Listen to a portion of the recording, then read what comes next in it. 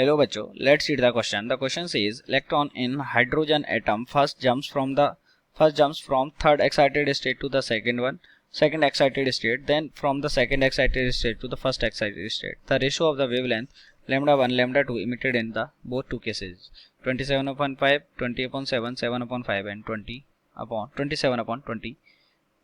तो इस क्वेश्चन के लिए सबसे पहले हम इसका की कॉन्सेप्ट लिख लेंगे. ओके और इसका की कॉन्सेप्ट है wavelength of radiation. Wavelength of radiation ये इसका की कॉन्सेप्ट है.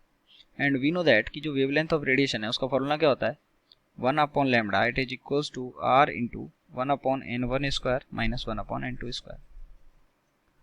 तो पहले केस में बोल रखा है कि जब ट्रांजिशन कहाँ से कहाँ तक हो रहा है from third excited state to the second excited state, यानी कि पहले ट्रांजिशन हो रहा है थर्ड एक्साइटेड स्टेट यानी n इक्वल्स टू 4 से लेके सेकंड एक्साइटेड स्टेट यानी कि n इक्वल्स टू 3 में. तो यहाँ से जो 1/λ1 है वो कितना आ जाएगा r 1/λ इंटू r इंटू ये कितना आ जाएगा 1/3 स्क्वायर माइनस 1/4 स्क्वायर. तो 1/λ1 का जो वैल्यू है वो कितना आ गया, वो आ गया हमारे पास कितना, यहाँ से आ गया हमारे पास 7r/144. ओके तो यहाँ से λ1 का जो वैल्यू है वो कितना आ गया 144/7r. ऐसे ही अगर मैं दूसरे ट्रांजिशन के लिए लिखूं उसमें बोला गया second excited state to the first excited. Second excited state यानी n इक्वल्स टू 3 से लेके first excited state n equals to 2 तक. तो 1/λ2 की वैल्यू जो है वो कितनी आ जाएगी r into 1/2 square minus 1/3 square. तो λ2 का वैल्यू यहाँ से आ जाएगा हमारे पास कितना 5r/36.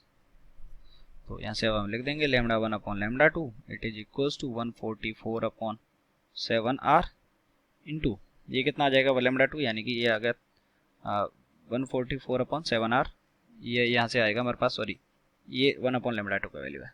अभी हमने उल्टा नहीं करा इसको. ओके इसको थोड़ा ढंग से लिख देते हैं. ये आ गया हमारा 1/λ2 का वैल्यू.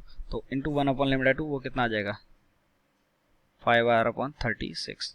तो 36 तो ये 4 टाइम्स कैंसिल हो गया इससे, तो 20 और r से r कट गया. तो λ1/λ2 का वैल्यू है वो कितना आ गया 20/7. 20/7 एज यू कैन सी कौन सा ऑप्शन करेक्ट हो गया, option number B is correct. I hope you understood it well. Best of luck.